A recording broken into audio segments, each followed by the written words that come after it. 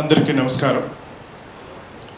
మనం రోజువారీ జీవితంలో మనం ఎవరిని కలిసినా, ఎవరితో మాట్లాడినా కొన్ని ముసుగులతో మనం మనుషులను చూస్తాం. ఆ ముసుగులన్నీ లేకుండా ఎదుటి వ్యక్తిని, ఎదుటి సందర్భాన్ని, మన ఎదుటి ఉన్న విషయాన్ని చూడటమే మానసిక శాస్త్రం. తెలుగులో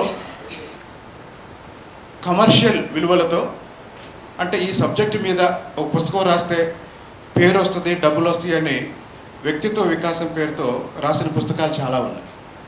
కానీ ఒక సమాజానికి, ఒక చారిత్రక సందర్భంలో నిజంగా మానవ వికాసానికి అది ఒక వ్యక్తికి ఉపయోగపడే మానవ వికాసం కాదు, సమాజ వికాసానికి ఉపయోగపడే మానవ వికాసాన్ని బోధించిన వ్యక్తి. ఎందుకు అంటే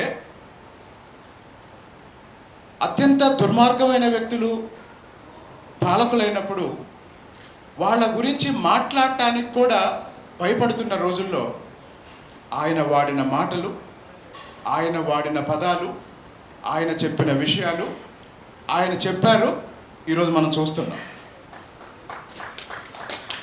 ఆయన చెప్తున్నప్పుడు ఈయన అతిశయోక్తి మాట్లాడుతున్నాడేమో అనుకున్నారు.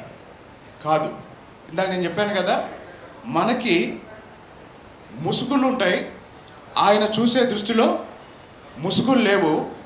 కాబట్టి ఆయనకి ఇప్పుడు మనం ఈ సమాజాభివృద్ధికి ఎవరైతే రాక్షసుల్లో అడ్డుపడుతున్నారో వాళ్ళ నిజ స్వరూపాన్ని ఆయన చూసి విశ్లేషించి ఈ సమాజానికి ఒక మెసేజ్ ఇవ్వటానికి ప్రయత్నించాడు. కానీ అది చూడలేని, వినలేని గుడ్డి సమాజం ఆ రోజు వినలేదు, చూడలేదు. ఈరోజు చూస్తుంది, వింటుంది, అనుభవిస్తుంది. కాబట్టి కేవలం వ్యాపార ప్రయోజనాలకో, వ్యక్తిగత లాభం కోసమో రాయబడ్డ పుస్తకం కాదు వ్యక్తిత్వ వికాసం. మన సాధారణంగా పెద్ద బాల శిక్ష గురించి పిల్లలకు ఎలా అయితే చెప్తామో, ప్రతి కుటుంబంలో తల్లిదండ్రులు పర్సనాలిటీ డెవలప్మెంట్ బేసిక్స్ ఈరోజు పిల్లలకి నేర్పకపోతే వాళ్ళకి ఎంత చదువున్నా కూడా వాళ్ళు మానసికంగా బలంగా తయారు కాలేరు అనటానికి మన ఇంట్లో మన పిల్లలే చాలామంది ఉదాహరణ.